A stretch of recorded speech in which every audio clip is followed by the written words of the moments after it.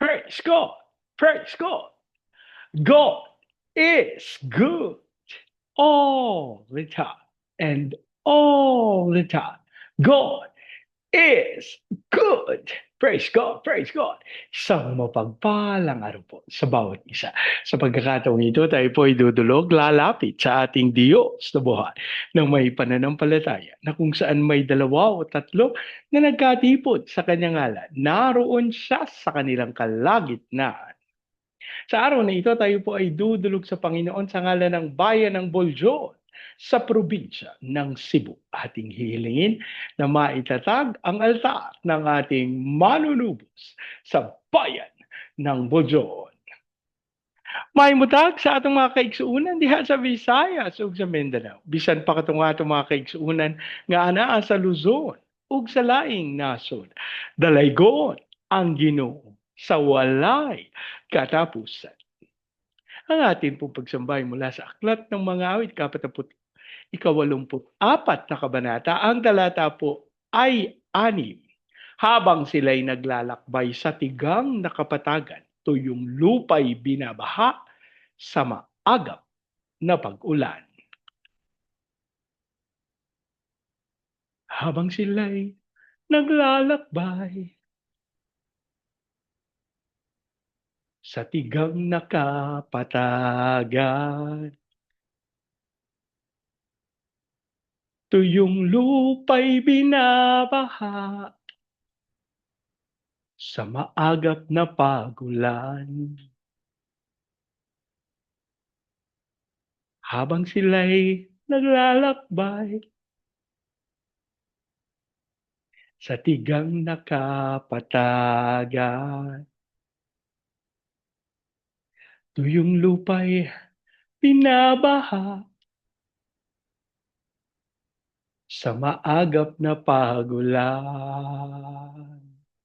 Ama naming Diyos na makapangyarihan sa lahat, kami po'y nagpapasalamat sa pagkakataon na minsan pang makadulog at makalapit sa iyong banal na harapan. Kami po'y nagpapakumbaba, umaamin na kami makasalanan. Kaya ang aming panalangin na banal na dugo ng aming manunubos ang siya maglinis at pumawi sa lahat naming karumihan sa pangalan ni Jesus at ang aming hiling sa pangunguna ng iyong Santong Espiritu, maitatag ang altar ng aming manunubos sa pangalan ni Jesus. Habang amin din pong idinudulog sa iyo ang bayan ng Boljon sa probinsya ng Cebu. Ang aming panalangin ng lahat ng altar at ang kasunduan na ginawa na ginawa ng hindi ayon sa pangalan ng aming manunubos ay mapawalang bisa sa pangalan ni Jesus at sa pangunguna ng inyong Santong Espiritu, maitatag ang altar ng aming manunubos sa bayan ng Boljoon. Maraming salamat po ang aming pag-asa at tinugon nyo at tinanggap namin ang aming panalangin sa pangalan ng aming Panginoong Yesus. Amen. Amen. Amen. Amen. Amen. Amen. Amen. Praise God. Praise God. Ang atin pong pagbubulay ay mula sa Aklat ng Genesis, 42 kabanata. Ang talata po ay 12 hanggang 13. Hindi ako naniniwala, sabi ni Jose, na parito kayo upang alamin ang kahinaan ng aming bansa. Kaya nagmakaawa sila. Ginoo, kami po'y 12 magkakapatid. Nasa Kanaan po ang aming ama. Pinaiwan po ang bunso naming kapatid. Ang isa po na may patay na. Ang Diyos po ang magpala ng kanyang buhay at makapangyarihang salita. Sa bahagi pong ito ng banal na kasulatan ay maliwanag na pinatatatagan ni Jose na ang kanyang mga kaharap ay mga espiya. Ano po? Kaya sabi niya, hindi ako naniniwala na mabubuti kayong tao. Kaya yung kanyang mga kapatid, nagmakaawa sa kanya, Ginoo. Kami po'y 12 magkakapatid. No? At yung ama namin nasa kanan, pinaiwan lang yung aming bunso kasi yung isa naming kapatid, patay na. Alam niyo po, isang bagay patungkol sa kasinungalingan, kapag nagtagal, Ito na yung katotohanan. Wala na silang takot. Wala na silang hiya. Wala nang pagdadalawang isip na ibinenta namin yung aming kapatid. Walang ganon, ano? Ang sabi nila, patay na. Pinaniwalaan nilang kanilang mga kasinungalingan. Kaya alam nyo po, tayo po mag-iingat, no? Na ano yung ating pinaniniwalaan? Ano yung ating mga iniisip, sinasabi, ginagawa? Kasi, yung mga kapatid, kapag tayo nasanay na nagsisinungaling, maniwala po kayo, wala na sa inyong isip, wala na sa inyong kalooban na kapag sisinungaling na kayo. Diretsong diretso na. Kaya ako po medyo isang striktong tatay when it comes to telling the truth. Ginagawa ko po yung napakaliwanag sa mga anak ko na I don't want you telling lies because you know who is the father of lies. And I want you to know, lagi ko pong sinasabi sa kanila, I am your earthly father. In the event that you will tell a lie, you are cutting your ties with me and you are making ties with the father of lies. Alam niyo po, dapat maliwanag sa atin ito na ang kasinungalingan, kasinungalingan. Ang katotohanan, katotohanan. At sa pagkakataon na tayo'y magsinungaling, dapat meron tayong lakas ng loob na aaminin natin, nagsinungaling tayo. Hindi natin sinabi yung totoo. Alam niyo po, sinasamahan ng Panginoon ang mga nagsasabi ng totoo. Kaya kung nagsasabi ka na sinasamahan ka ng Panginoon, patingin. Ano po? Sapagkat maliwanag na nakikita sa buhay ng isang kumikilala, nagtitiwala, tumatawag sa Panginoon na sila'y tunay na sinasamahan ng Diyos. Kaya alam niyo po, ito po mga kapatid, hindi po ito banal-banalan. Ano po, yung kinakanta nila na banal na aso, santong kabayo. Ano po, na samantalang ako po nauunawa ko yung kadahilanan ng kanta kasi may mga tao na nagsasabing sila'y lingkod ng Panginoon. Pero pagka tinignan mo yung buhay nila, parang doon sa kaaway sila naglilingkod. Alam niyo po yung mga mararahas na salita, yung mga diretsang salita, ang utos po ng banal na kasulatan para sa mga naglilingkod sa Panginoon, speak the truth in love. Sabihin mo yung katotohanan sa magitan ng pag-ibig. Hindi ng panghuhusga. Hindi ka mas mabuti kaysa sa iba. Ano po? Nakalulungkot po kasi may mga nagsasabing nagtitiwala sila sa Panginoon pero yung kanilang mga sinasalita, yung kanilang mga ginagawa, hindi naaayon sa katotohanan ng salita ng Diyos. At nakalulungkot po sapagkat sa ganitong paraan, ang mga supposedly patotoo ng ating Panginoon nalalaglag sa tuyong lupa. Kaya alam niyo po, ang panawagan po ng Panginoon para sa atin sa araw na ito, magsabi ng katotohanan. Mabuhay sa katotohanan. At kung tayo man ay may itinatago na hindi pagsasabi ng totoo, kung meron tayong mga lihim na sa ating kaisipan, kasi sinasabi natin, kasi pagka sinabi ko to, masasaktan si ano, mabubulgar si ganyan. Samantalang ito po, totoo. Pero ano ba ang gusto nyo? Mabuhay kayo sa landas, kabaligtaran ng landas ng Panginoon? O gusto nyong lumakad sa landas ng katwiran? Hindi po ako, hindi ko po kayo aanyayahan na matakot kung hindi ang akin pong paanyaya sa inyo, magtiwala sa Panginoon. Yun pong share ko na sa inyo.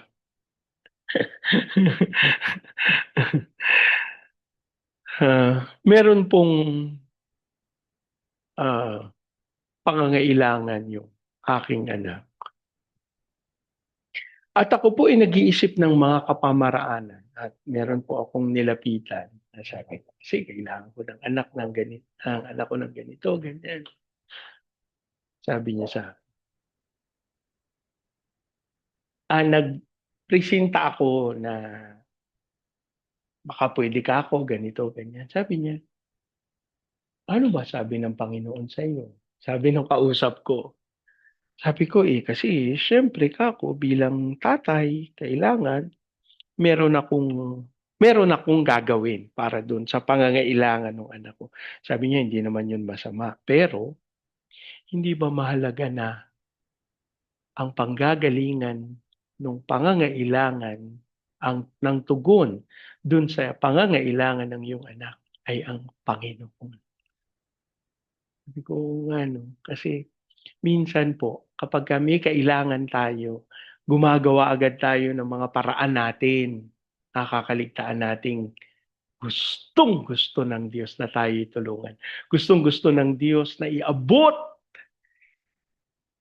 yung kanyang kamay, yung tulong para sa atin. Ang kailangan lamang natin gawin,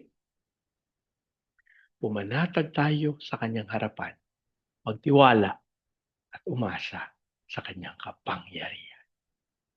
Nalangin po tayo. Ama naming Diyos na makapangyarihan sa lahat. Kami po'y nagpapasalamat sa pagkatunay ikaw po ay patuloy na nakikiusap, nakikipag-usap sa amin. Ginagawa mo pong maliwanag ang iyong kalooban sa aming mga buhay. Kaya aming nababatid kung anong yung naisin. Lord, kami nagpapakumbaba. Humihingi ng tawad sa mga pagkakataon na hindi kami lumakad sa iyong katwiran. Bagkus, ipinilit namin yung mga kapamaraanan na aming napagdesisyonan. Patawarin mo po kami, Amang Diyos. At sa oras na ito, dinudulog namin sa iyo. Kami po ay patuloy na gabayan ng iyong Espiritu at karunungan. Hayaan mo po na mapawi sa amin ang anumang kaisipan na hindi ayon sa katotohanan. At sa pangalan ni Jesus, kami po ay minsan pang nagtitiwala na walang imposible sa iyo. Yan aming idinudulog, Lord, yung mga kasinungalingan na aming pinanghahawakan. Sa pangalan ni Jesus, binibitiwan namin ng ito, Mang Diyos. Sa oras na ito kami po ay minsan pang tumatangan sa inyong katotohanan, sa inyong katapatan, sa inyong katwiran, Ama. At sa pangalan ni Jesus, dinideklara namin na walang kakayahan, walang kapangyarihan, walang saysay ang anumang gawa ng kasinungalingan sa aming buhay. Sa pangalan ni Jesus. At dahil dito, Ama, kami lalakad sa iyong katotohanan at katwiran. Kaya't kami maninindigan sa iyong salita. Lord, dinudulog namin sa iyo ang bayan ng Boljo sa probinsya ng Cebu. Aming panalangin, ikaw po ang kumilos sa katawan ng aming Panginoong Heso Kristo sa bayan ng Boljo. Ang aming panalangin, ikaw po ang magkaloob ng unawaan. Ikaw po ang magkaloob ng pag-ibig. Ikaw po ang magkaloob ng isa sa katawan ng aming Panginoong Yesus. Maging dahilan kung bakit maitatag ang altar ng aming manunubos sa bayan ng Boljoon. Maging dahilan nito kung bakit nadaloy ang kapangyarihan ang himala ng kagalingan, ang kaligtasan sa pangalan ni Jesus. We declare the fire of revival sa bayan ng Bunsoan. Yan mong maranasan ito ng Baguio City, Cagayan de Oro, Legazpi, Lipa, Manila, Pampanga, Pateros. Kilusan mo po ang mga bayang ito ng may kapangyarihan. Hayaan mong mapangyari ang iyong kaluwalhatian at sa pangalan ni Jesus, tunay na dumaloy ang iyong pagsama habang aming sinasalita ang pag-unlad na nagmumula sa iyo. Hayaan mong maranasan ito ng buong Luzon, Visayas at Mindanao. Ipahintulot mo na lumakad sa iyong katwiran, ang iyong pinakamamahal na bayan. At sa pangalan ni Jesus, Lord, magawa namin yung tawag mo to be the launching pad of the gospel, to be a missionary, sending country, and to be the America of Asia in the height of its glory. Dasal namin ang iyong pagkilos, Panginoon, sa aming mga misyonero, sa iba't ibang panig ng daigdig, sa aming mga OFWs na tinawag mo bilang overseas Filipino witnesses. Yan mong sila'y sumaksi para sa iyong kapurihan at sa iyong kadakilaan. As we also pray, Panginoon, sa aming mga training agencies, katulad po ng Main Lifeline, Asian Center for Missions, Elijah House, Philippines, Church, Renewal, Asia Pacific, International, Institute Studies. Lord, ikaw pong magkalaw ng lahat ng pangangailangan para magtagumpay ang iyong mga anak sa pagganap ng iyong dakilang kalooban. As we also pray sa aming President Marcos, Vice President Duterte, sa Senado, Kongreso, Judiciary, Military, Police, Local Government, we declare the fear of the Lord na maghari sa aming gobyerno. Ang aming panalangin ng lahat ng kasinungalingan ng kaaway ay mapawalang isa sa pangalan ni Jesus. At ang aming hiling ang iyong katotohanan ng siyang patuloy na maranasan ng aming pinakamamahal na bayan. As we also pray, Panginoon, sa mga bansa ng Vietnam, Cambodia, Myanmar, Laos, Thailand, Malaysia, Singapore, Indonesia, Brunei. Lord, kilusan mo ng may kapangyarihan ang bawat lingkod mo, ang bawat misyonero, ang bawat iglesia sa mga bayang ito. We decree the fire of revival. Hindi po sa Hong Kong, Macau, Taiwan. Kilusan mo ng may kapangyarihan ang mga mananampalatayang nagtitiwala sa iyo ng puso at lubusan. Ngayon din po sa Japan, China, South Korea, North Korea, Brazil, Russia, at Amerika.